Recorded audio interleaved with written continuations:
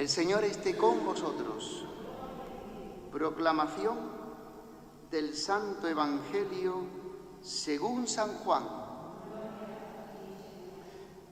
En aquel tiempo dijo Jesús a sus discípulos: el que me ama guardará mi palabra, y mi Padre lo amará, y vendremos a él y haremos morada en él.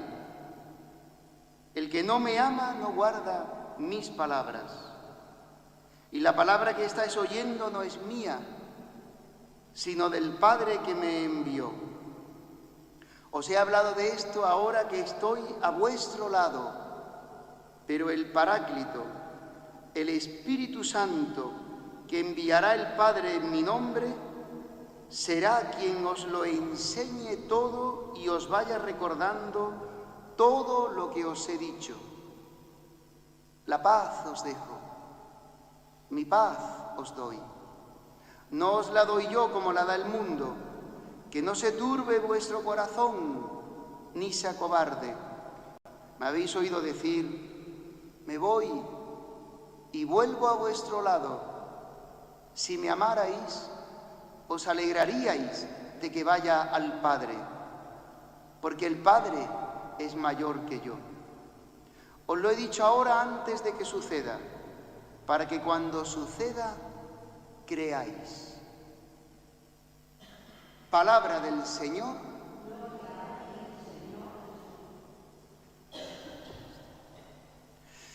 Muy bien, hermanos, me voy, dice el Señor, me voy y vuelvo a vuestro lado. Estamos terminando ya este caminar pascual, pospascual. Hemos vivido en este tiempo, el próximo jueves será el día 40, el día de la Ascensión, aunque la fiesta se celebra en domingo, la presencia del Señor resucitado, que ha venido y vive con nosotros y nos ha ido recordando lo que nos había dicho ya antes de padecer, lo que iba a sufrir, lo que iba a vivir, las cosas que le iban a pasar. Y dice el Señor: me voy, pero vuelvo a vuestro lado. Ya son como los discursos de despedida de Jesús. Fijaros que el Señor hoy, en esta despedida que está teniendo con nosotros, nos hace revelación de un secreto. Si me amáis, guardaréis mis palabras. Y ahora viene una consecuencia. El que ama a Jesucristo, que eso se ve porque cumple sus palabras, sus mandamientos. En San Juan el verbo guardar tiene un sentido técnico, es propio de Juan, significa cumplir los mandamientos, pero no por obligación. Este punto lo tenemos metido quizás desde pequeños, hasta que el Señor nos lo va haciendo entrar dentro. No en el sentido de cumplimiento de normas que te mandan de fuera, sino cumplir en el sentido de realizarse en vosotros mis mandamientos, mis palabras. Cuando alguien ama a una persona, no le cuesta trabajo hacer lo que le dice esa persona, ¿no? Porque la ama, le sale espontáneo, ¿no? Los novios, que están enamoradísimos los novios, ¿verdad? Le dice ella: niño, ¿quieres hacer esto? Y le dice el niño: claro. Está contentísimo de hacer. O al revés: niña, he pensado esto, hacemos esto, lo que tú digas. Igualito que en el matrimonio. ¿Verdad? Las cosas cambian. Donde hay amor, no hay obligación, imposición. Donde hay amor, sale generosidad, sale hacer la voluntad del otro. Entonces Jesucristo nos dice: si me amáis, guardaréis, cumpliréis mis mandamientos. Así de sencillo. ¿Y cuál es la consecuencia? Mi Padre lo amará y vendremos a él y haremos morada en él. Interesante, qué cosa más grande. Ser morada de Dios. Nosotros, que no somos nada, que somos criaturas, pues Jesucristo, la obra de la salvación consiste en esto. Se ha hecho hombre, carne humana como nosotros, naturaleza humana. Se ha entregado a la muerte en cruz, ha muerto, ha estado sepultado 3 días, ha destruido la muerte con su resurrección gloriosa y nos ha dado el perdón de los pecados, nos ha reconciliado con el Padre, nos ha perdonado todos nuestros pecados. Esa es la primera obra de la redención. La segunda obra es: vendremos a Él y haremos morada en Él. Dios ha enviado a su Hijo, nos ha llamado a la Iglesia, no para calentar bancos, sino para que formemos el pueblo de Dios, la comunidad cristiana. ¿Y qué es la comunidad cristiana? El templo del Espíritu Santo.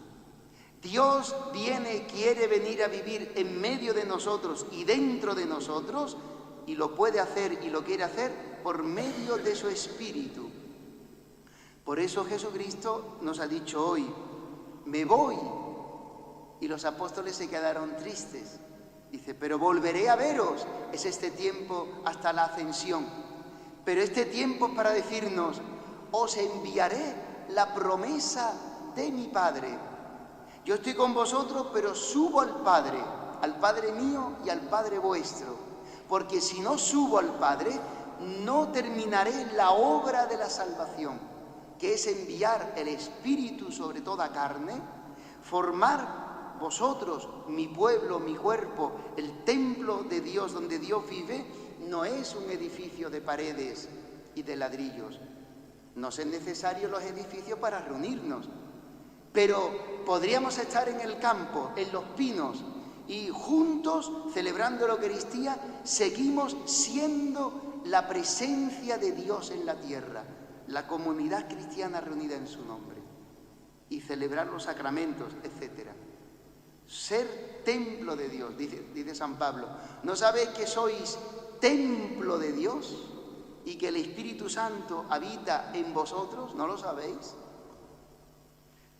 Pues para eso ha venido Jesús. Por eso dice que cuando San Juan vio en el Apocalipsis, la segunda lectura, la visión de la Jerusalén del cielo, veía que era una ciudad donde viven los hombres, una ciudad amurallada para ser protegida, que es un lenguaje de la antigüedad. Las ciudades tenían puertas porque estaban rodeadas de murallas. Las murallas había puertas para acceder a la ciudad, para entrar y salir, pero también para proteger a la ciudad. Y dentro de esta ciudad dice que no hay templo. ¿Cómo es posible? Si todas las ciudades tenían templos, si todas las ciudades tienen templos, nuestra barriada, las colonias, tiene este templo. Pues no había templo. ¿Por qué?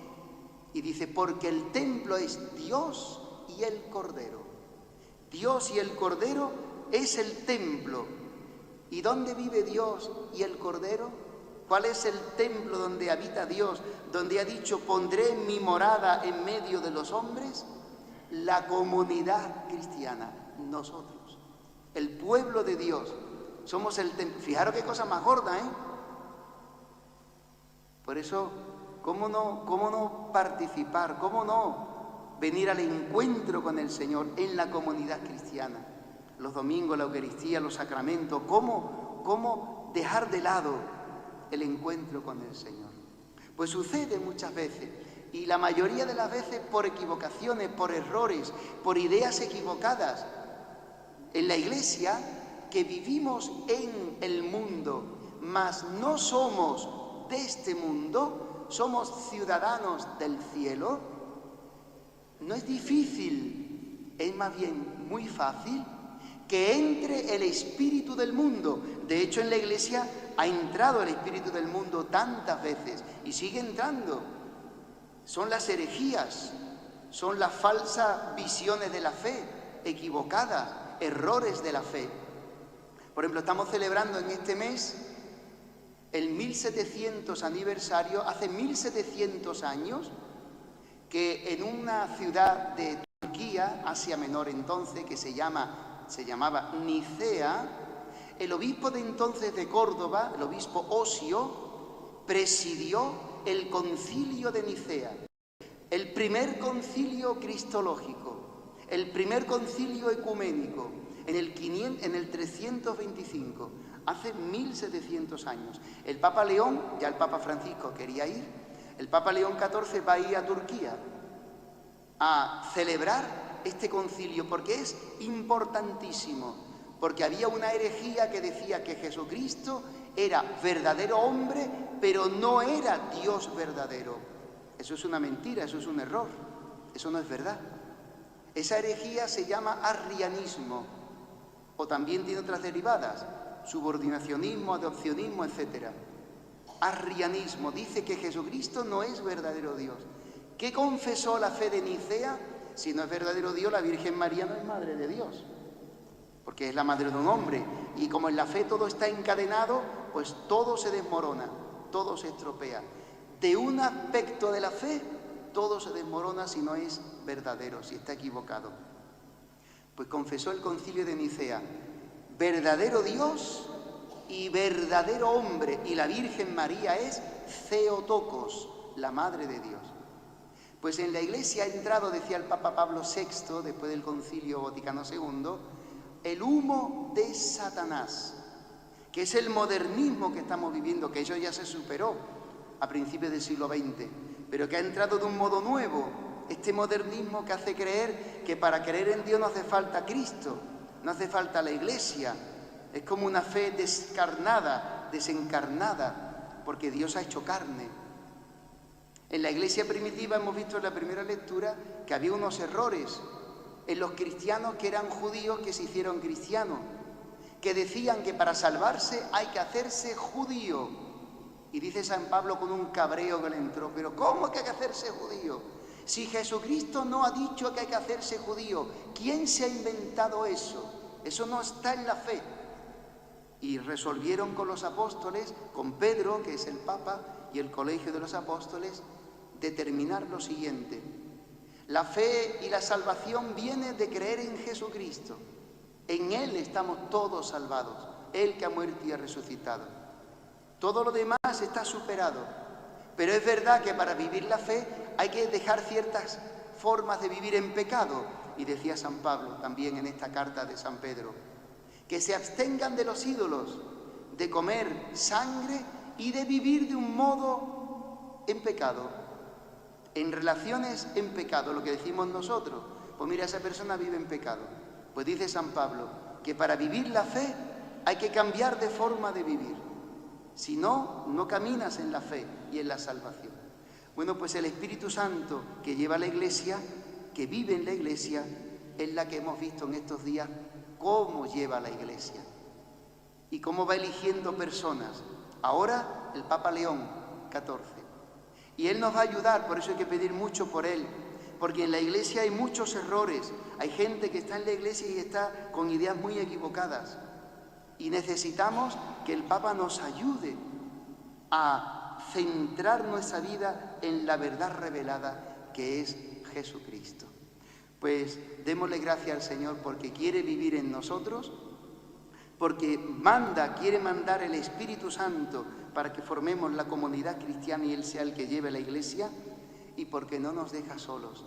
Él está presente en la Iglesia, en la palabra y en los sacramentos, cada vez que nos reunimos en su nombre.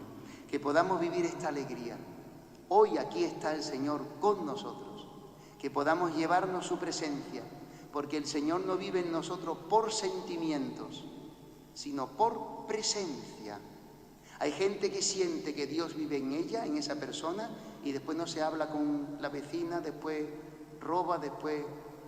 No, no es posible, porque el que me ama cumple mis mandamientos.